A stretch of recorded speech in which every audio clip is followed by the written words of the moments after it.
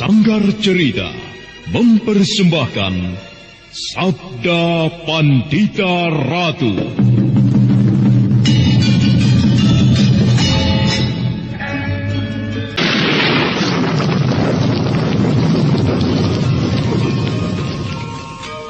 Sabda Pandita Ratu. Naskah ditulis oleh Pondra Swasti Langit, diolah oleh Agung Bahrodi, didukung oleh artis-artis terkemuka Ferry Fadli, Eli Ermawati, M. Abud, Ivone Rose, dan lain-lain. Teknik dan montase Ibing Arifin, dengan sutradara Dian Pertiwi. Sabda Pandita Ratu. Kali ini dalam episode ke-13 dengan judul Senja di Pasetran.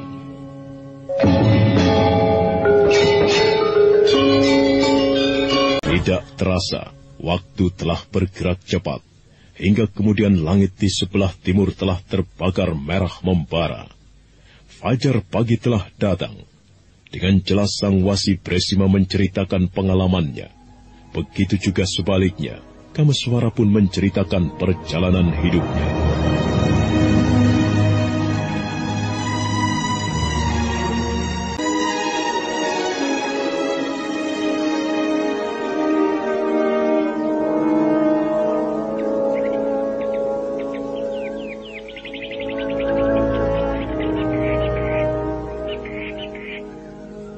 Saat itu, aku tidak mengenalnya sebagai siapa asal-usulnya.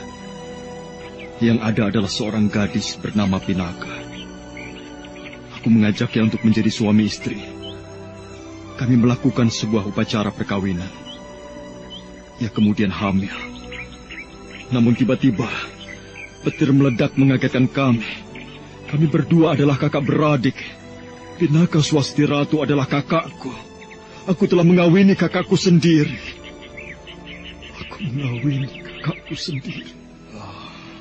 Jangan terlalu merasa menyesal, Kameswara. Kau lakukan itu karena kau tidak tahu ia kakakmu. Andai kata kau tahu, kau tentu tidak akan melakukannya. Mungkin aku tidak perlu terlalu menyesalinya, Ki Juro. Tetapi aku sesali. Mengapa harus Pinaka? Mengapa harus anakku? Bayi yang masih berada di dalam kandungannya yang harus menjadi tempat penitisan itu.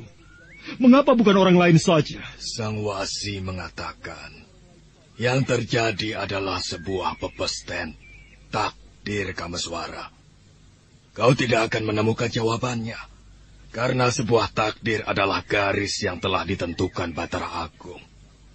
Maaf, Paman Wasi. Bagaimana anak Mas Kameswara?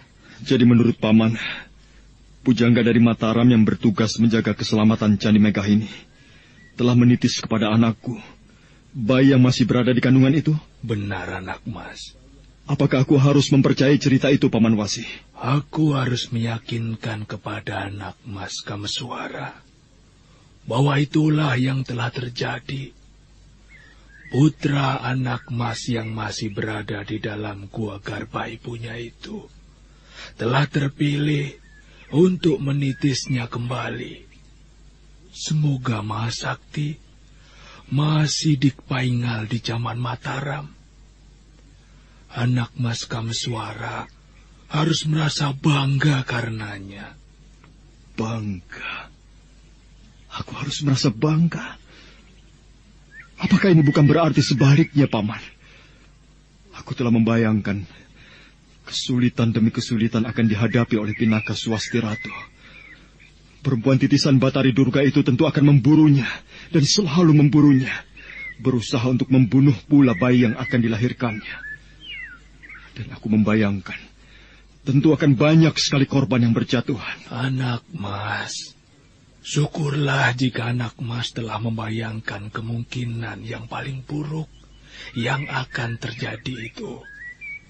Paling tidak, anak Mas bisa berbuat sesuatu untuk mencegah jangan sampai hal itu terjadi. Anak Mas telah terlibat dari takdir ini. Anak Mas tidak bisa menghindarinya. Nyai Pinaka akan mengalami peristiwa-peristiwa yang berat pahit dan getir. Anak Maslah yang harus segera bertindak, memberikan pengayoman kepadanya. Di mana ia sekarang, Paman? Kemana ia pergi meninggalkan Candi Swambara Budura ini? Ke Paralingga, Anak Mas. Nyai Pinaka mengatakan ingin melahirkan di dekat ibunya. Paralingga. Ibunya sudah tidak ada. Yang ada di tempat itu adalah patung ibunya. Jika demikian, aku akan menyusulnya ke sana. Anak Mas, aku kira sampai pada saat kelahiran bayi itu, Nyai Pinaka yang sedang dikawal oleh Brahmana Lokawi belum berada di dalam bahaya. Sementara itu, mungkin Anak Mas bisa melakukan sesuatu untuk menolong seseorang. Siapa orang itu? Mantan seorang tumenggung. Namanya Murti Wandawa.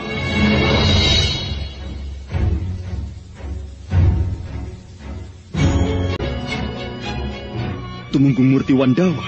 Benar, Anak Mas. Orang itu. Orang yang menjadi lantaran kelahiran Nyai Pinaka Swasti Ratu.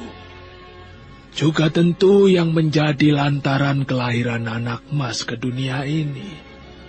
Orang itu ayahku. Apa yang terjadi dengannya? Sang titisan Durga Permata Tiga. Sang Wasi Bresima menceritakan nasib ayahnya. Mata Kameswara menerawang memandang langit yang biru, kemudian bergeser memandang ke arah puncak candi pada stupa yang berdiri megah. Jiwa Kameswara semakin teraduk. Terlalu banyak yang harus menjadi perhatiannya. Lalu terbayanglah kembali saat-saat dia berpisah dengan ibunya, juga dengan adik kandungnya Warapalubi.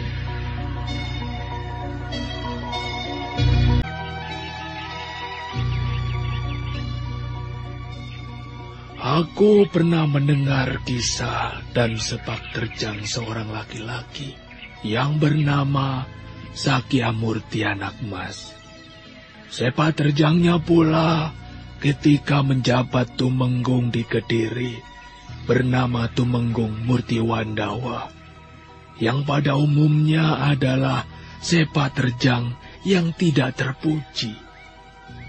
Akan tetapi, hati manusia tidak terbuat dari batu yang tidak akan berubah. Selamanya tetap akan menjadi batu, tidak pula terbuat dari besi. Menilik keadaannya, saat sekarang ini, lelaki yang bernama Sakyamurti itu telah berubah sama sekali. Hari-harinya adalah penyesalan yang panjang. Bukankah demikian, Anak Mas? Benar, Paman. Akan tetapi dari mana Paman bisa mengetahui?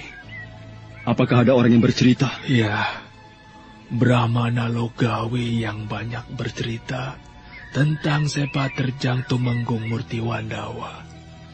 Terutama pada saat-saat terakhir beliau meninggalkan Kediri, yang membuat gempar Kediri pada saat itu.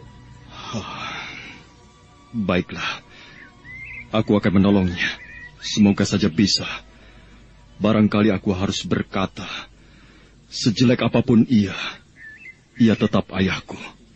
Meski aku kecewa sekali dengan apa yang pernah diperbuatnya, aku harus menolongnya. Benar, Kameswara. Pada saat itu, kau tengah melaksanakan hutangmu. Hutang? Iya. Bakti seorang anak adalah hutang kepada orang tua. Lebih berarti sebagai penilaian para dewa. Apakah seorang manusia dianggap mempunyai sifat yang baik atau tidak? Hei, apanya yang membuatmu tertawa, Kameswara? Mungkin karena pada kenyataannya kurasakan ada yang janggal. Sudahlah, Ki Juru. Aku tidak berminat membicarakan soal itu. Candi ini lebih menarik. Paman Wasi Bresima, aku ingin menjelajahi, menyaksikan dari ujung ke ujung, dari sudut ke sudut. Atau aku ingin melihat di bagian mana Pinaka mengalami peristiwa luar biasa itu. Tentu aku tidak keberatan, Anak Mas. Akan tetapi, apakah tidak sebaiknya anak mas membebaskan orang-orang bisu itu? Siapa tahu, meski barang sedikit, bisa didapatkan keterangan. Baik.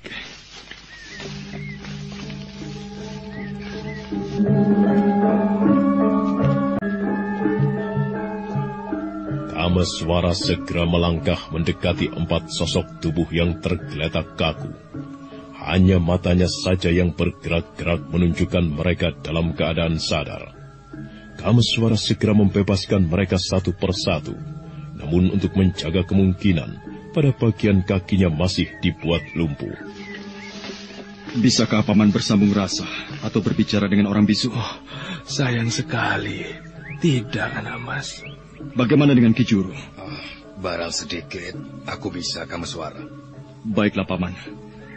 Aku persilakan Paman Bresima menyaksikan apa yang bisa diperbuat Ki Juru. Silakan Ki Poncowati. Baiklah, aku akan mencobanya. Namun berhasil dan tidaknya tergantung kepada mereka. Silakan. Ki Juru Sungging memandang 4 orang bisu itu satu persatu. Keempat orang bisu itu saling memandang sesama temannya. Kameswara bertanya-tanya dalam hati ketika mereka saling mengangguk seolah memberi isyarat. Aku ingin bertanya pada kalian. Jawablah. Apa maksud kalian datang ke candi ini? Untuk apa datang ke candi ini? Kau jawablah.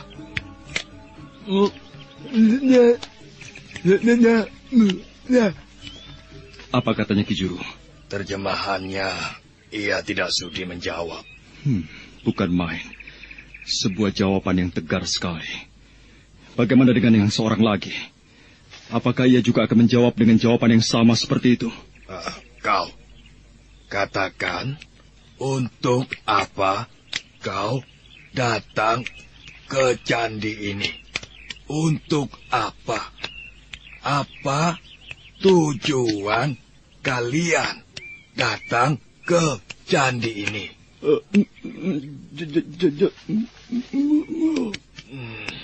Ia mengatakan juga tidak sudi. Apakah mereka tidak mengetahui di mana letak persembunyian Batari Uma Durga itu? Katakan, di mana letak persembunyian Batari Uma Durga? Katakan. Tidak sudi. Kau?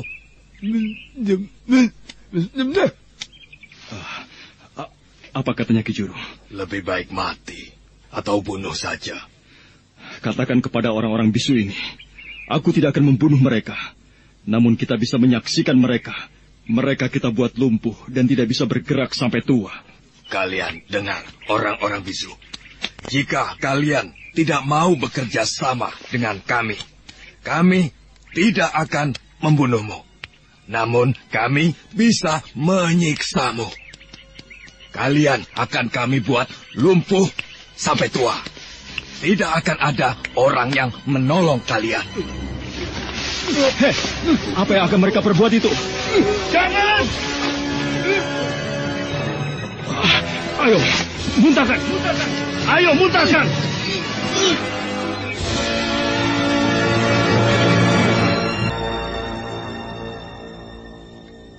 Terlambat sesaat berarti fatal.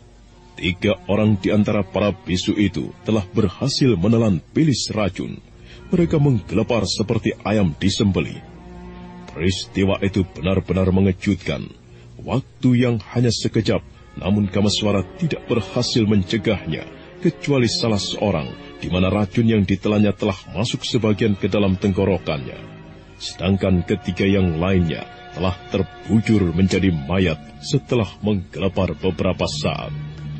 Sang Wasi Bresima terpaku menyaksikan peristiwa itu.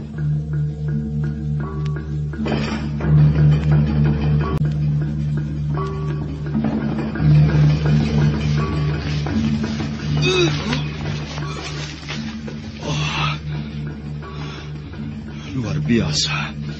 Sedemikian besar pengaruh umat Durga itu kepada orang-orang ini, yang memilih lebih baik mati daripada membeberkan rahasianya.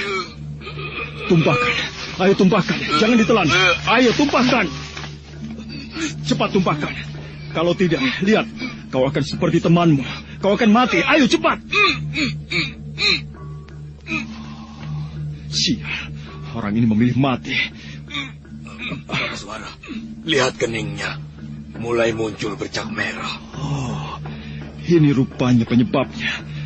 Aku akan mencoba menghilangkan pengaruh kekuatan hitam ini. Aku akan mencobanya.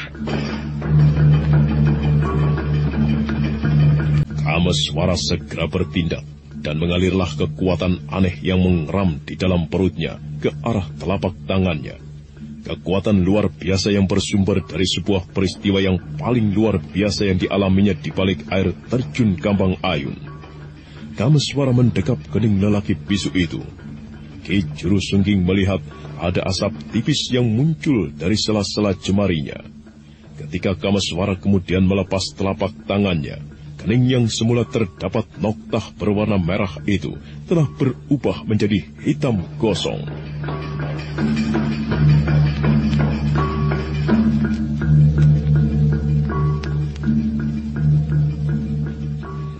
Sekarang muntahkan, ayo muntahkan. Muntahkan ke sana, cepat. Cepat muntahkan, ayo muntahkan. Lagi, ayo keluarkan racun yang sudah terlanjur masuk di tenggorokanmu. Ayo cepat lagi. Ayo, katakan ke sana. Mumpung kau masih mempunyai kesempatan. Aku tahu kau bisa mendengar kata-kataku. Tuliskan apa yang kau ketahui di tanah. Cepatlah. Bagus, tulislah.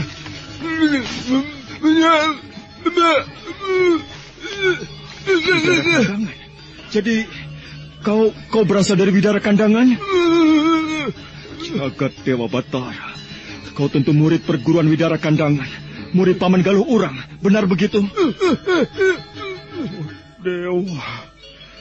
Jadi seperti inikah nasib semua?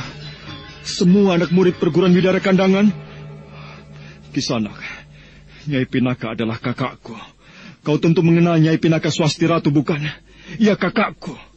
Sekarang katakan kepadaku, di mana letak persembunyian Nyai Uma Durga? Di mana persembunyiannya? Tuliskanlah, Kisanak. Dengan sisa tenaga yang dimilikinya, lelaki muda usia yang bisu itu mengguratkan sebuah kalimat di tanah. Kameswara dan Ki Jurusungging saling berpandangan. Sang Wasi Bresima memperhatikan tulisan itu dengan tegang. Tepat pada saat tulisan itu usai, lelaki muda itu terkulai. Nyawa telah meninggalkan raganya. Dia mati.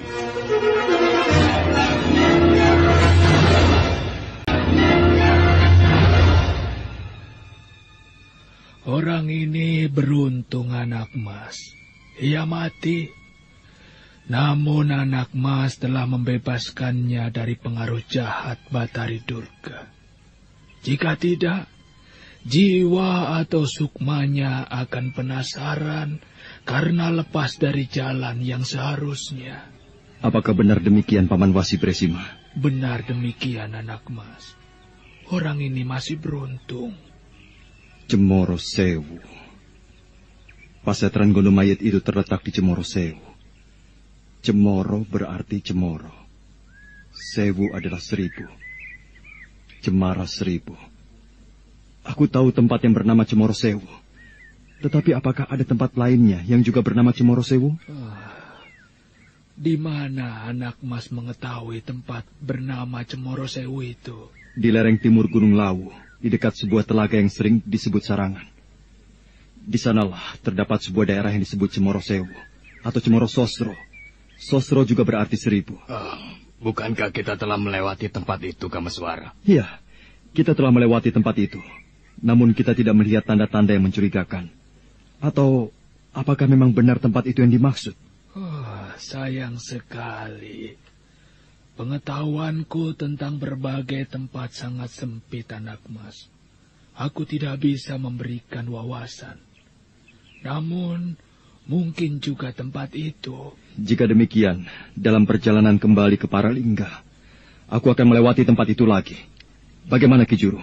Iya, aku sependapat. Sekarang aku ingin menguburkan orang-orang ini. Bagaimanapun juga mereka adalah orang-orang dari perguruan Widara Kandangan. Perguruan yang seharusnya diwarisi oleh Pinaka untuk memimpinnya. Mari ku bantu anak mas.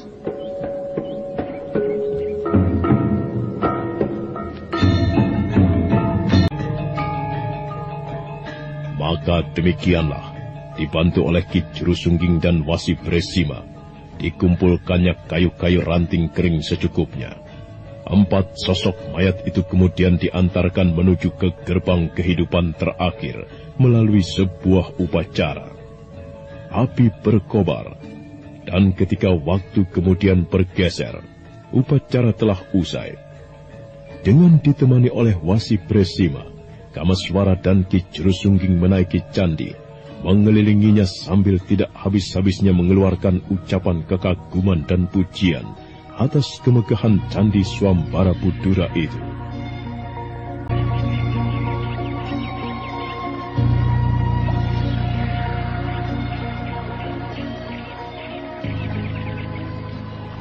Nyai ingin beristirahat di tempat ini. Ya, aku ingin beristirahat dulu, Bapak. Mataku berat sekali. Aku mengantuk. Aku ingin tidur barang sekejap lebih dulu. Baiklah, tidurlah Nyai. Aku akan menjagamu. Oh, tempat ini indah sekali. Udaranya dingin dan sejuk, membuat aku terbuai. Di manakah kita berada, Bapak Brahmana Lokawe? Kita berada di lereng Gunung Lawu, Nyai. Kita akan melintasi lereng gunung ini, menuruninya di sebelah timur. Dan jika kita terus berjalan tanpa berhenti, atau kita membeli kuda di pasar hewan yang kita lewati, kita akan segera sampai di Paralingga. Tidak sampai 10 hari. Aku berharap aku belum melahirkan sebelum sampai di gua itu. Ibuku, walau hanya dalam wujud patung, harus menunggui kelahiran bayiku. Mendung cukup tebal menyelimuti puncak Gunung Lawu, hingga tidak kelihatan dari pandangan mata. Bersandar pada sebuah pohon yang besar, berbantal bungkusan pakaiannya, Pinaka Swasti Ratu mencoba memejamkan matanya. Masih belum tidur, Nyai? Belum, Bapak.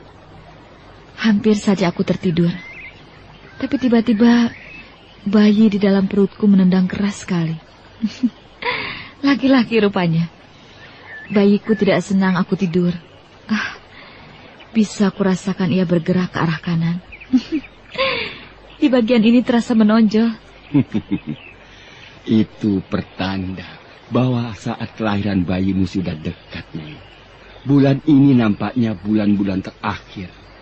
Apakah dalam hitunganmu usia bayi itu sudah 9 bulan, Nyai? Belum. Ini baru bulan ke-8. Kelahiran bayi ada kalanya mendahului. Tidak selalu harus menunggu 9 bulan lebih beberapa hari. Tapi aku tidak mau melahirkan anakku kalau belum sampai di tempat itu. Aku ingin patung ibuku di Gua Paralingga menjadi saksi perjuanganku melahirkan anakku. Perjalanan masih jauh. Kita harus melintasi Gunung Lawu ini hingga berada di sebelah timur. Kemudian menuruninya dan terus berjalan ke arah timur. Kira-kira 8 hingga 10 hari kita akan sampai di Paralingga. Jauh sekali dan lama sekali. Tapi biarlah, Bapak. Meski jauh, jika kita terus berjalan tiap hari, lama-lama jaraknya akan menjadi dekat pula. Aku merasa gantuk. Akan tetapi betapa sulitnya untuk bisa tidur. Rupanya bayiku besar tirakatnya. Betapa indahnya tempat ini, Bapak. Lekuk-lekuk tebing di kejauhan. Kemudian hamparan lembah yang tiada batasnya di kejauhan sana. Betapa menyenangkan andai kata aku memiliki rumah di sini. Kau mengubah pikiranmu? Tidak. Aku senang jika melihat-lihat tempat yang indah di tepi laut. Aku ingin tinggal di pantai. Gunung? Aku ingin membuat rumah di gunung. Tidak, Bapak.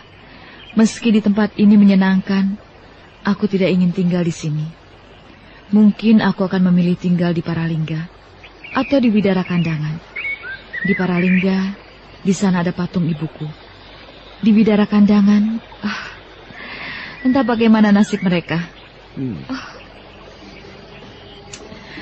Ayah Galuh Urang, maafkan aku, Ayah. Aku ternyata tidak bisa memberikan perlindungan kepada segenap anak murid perguruanmu. Bagaimana nasib murid-murid perguruan Widara Kandangan, aku tidak tahu, Ayah. Sudahlah, Nyai, sudah. Jangan terlampau disedihkan. Istirahatlah.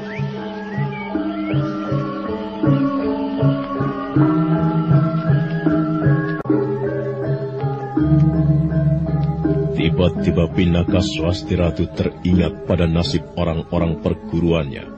Bagaimana keadaan mereka, di mana mereka, bagaimana pula nasib mereka. Pinaka Swasti Ratu tidak mengetahuinya. Sulit dibendung kesedihan di dalam hatinya yang tiba-tiba membuncah. Berbuah bulir-bulir air mata yang membasahi pipinya. Dan manakala ingatannya kemudian tertuju kepada Galuh Urang ayahnya, kesedihannya semakin sempurna.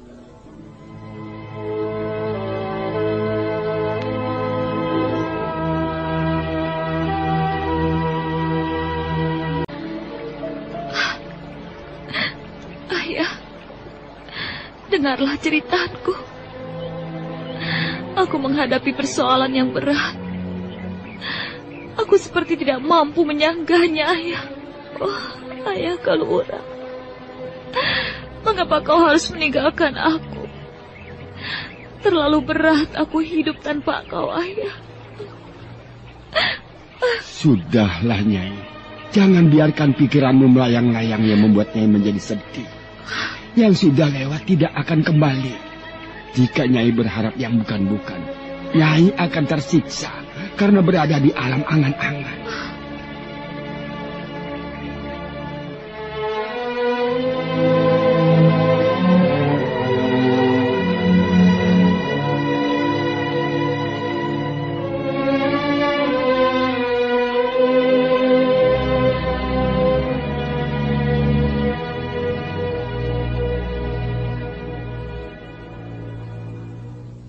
Pinaka Swasti Ratu mencoba mencerna kata-kata Brahmana Loh Gawe yang arif itu. Kemudian mencoba menumbuhkan kesadaran di dalam dirinya sendiri. Pinaka memejamkan mata. Tangan kirinya membusai perutnya. Dan dengan sengaja kemudian mencoba mengingat wajah Kamaswara, adiknya yang karena ketidaktahuannya telah menjadi suaminya. Bahkan kemudian menaburkan benih yang tumbuh subur di dalam rahimnya. Dengan wajah Kamaswara berada di angan-angan, Pinaka Swasti Ratu mencoba meraih mimpi. Dan akhirnya kantuk itu datang. Tetapi... Ada apa, Nyai? Aku mendengar sesuatu. Hah? Sesuatu apa? Jauh sekali. Tapi aku masih bisa mendengarnya. Seperti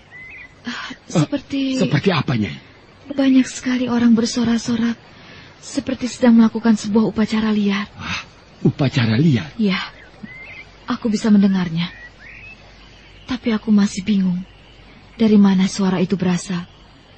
Nampaknya dari arah sana. Tapi itu pantulan tebing yang jauh sekali. Sebelum memantul, berasal dari mana suara itu, aku tidak tahu. Suara itu jelas tidak berasal dari tebing itu. Karena memantul juga dari arah yang lain. Juga memantul dari arah sana. Bukan main. Aku sudah mencoba mempertajam pendengaranku untuk mencoba menyerap suara-suara yang paling halus. Tetapi yang berhasil kudengar adalah suara desir angin, gemerisik dedaunan, dan binatang-binatang hutan. Aku tidak mendengar apa yang Nyai dengar itu. Tapi aku mendengarnya, Bapak. Sangat jelas di telingaku. Luar biasa. Nampaknya sejak peristiwa di bulan purnama itu telah melontarkan Nyai pada tataran ilmu kanuragan yang tinggi sekali. Nyai dapat mendengarkan suara-suara yang demikian jauhnya. Jangan memuji. Di balik yang terjadi itu aku harus mengalami kepahitan dan keprihatinan. Mari Bapak, aku merasa penasaran untuk melihatnya. Suara-suara apakah itu? Kita berjalan ke arah sana. Mungkin di sebelah sana kita bisa mengetahui dari arah mana sumber suara itu. Mari, Nyai.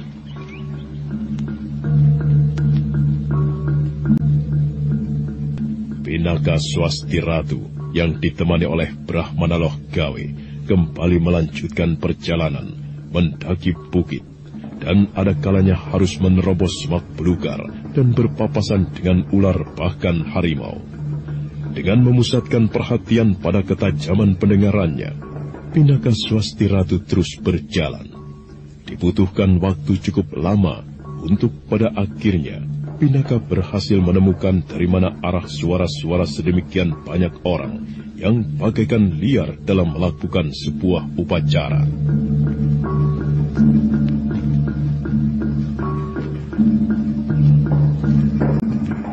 Bapak sekarang bisa mendengar? Iya. Dari sini lebih jelas, tetapi dari mana asalnya? Dari sana. Dari seberang sana suara-suara itu terdengar. Aku melihat ada banyak sekali gubuk didirikan. Aku tidak melihat apapun, Nyai. Aku melihatnya, Bapak. Tetapi suara-suara orang banyak itu tidak kelihatan orangnya. Mungkin mereka berada di balik sebuah gubuk yang paling besar. Atau di tempat yang lebih rendah. Tidak kelihatan dari sini.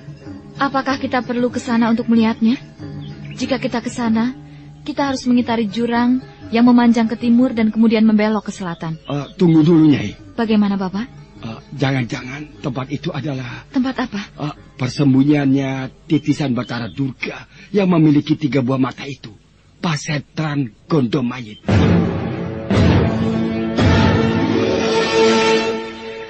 Persembunyian perempuan iblis itu? Benar.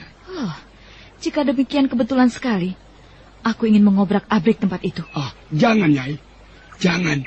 Justru aku mencebaskan Nyai yang segera melahirkan bayi. Padahal bayi itu yang diincar oleh perempuan bermata 3 itu. Bagaimana kalau kita hanya mengintai? Baiklah. Tetapi Nyai harus mematuhi pesanku. Jangan berurusan dulu dengan mereka. Ini belum saatnya. Sangat berbahaya jika pada saat ini Nyai berhadapan langsung dengan perempuan itu. Apalagi ini di sarangnya. Iya, aku mengerti.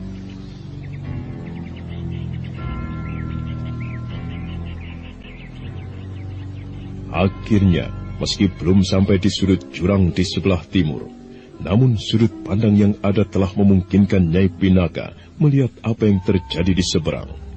Tebing yang jauh di seberang dilintasi oleh kabut tebal, menyebabkan Brahmana Loh Gawe masih mengalami kesulitan untuk menyaksikan apa yang terjadi.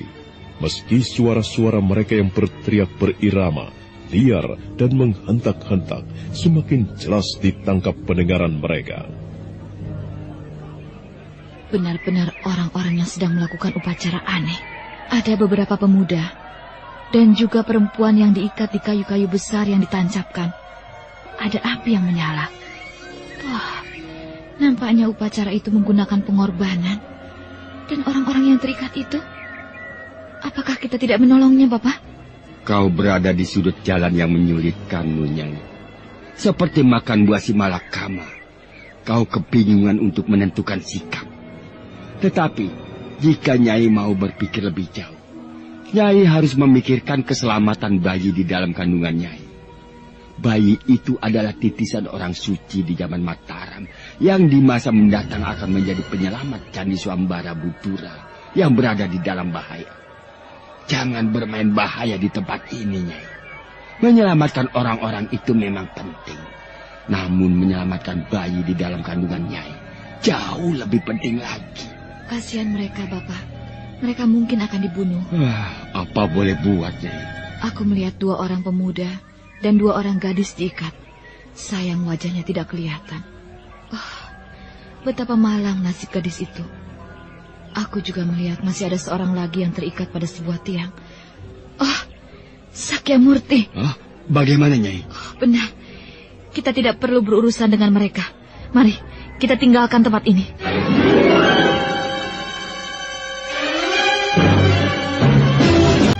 Brahmana Loh Gawe dengan cepat dapat menangkap perubahan wajah Pinaka Swasti Ratu.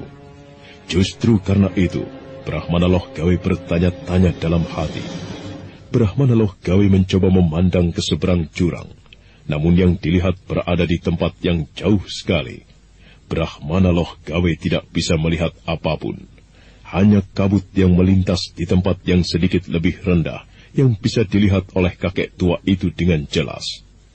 Nah, apa yang terjadi sebenarnya di sana?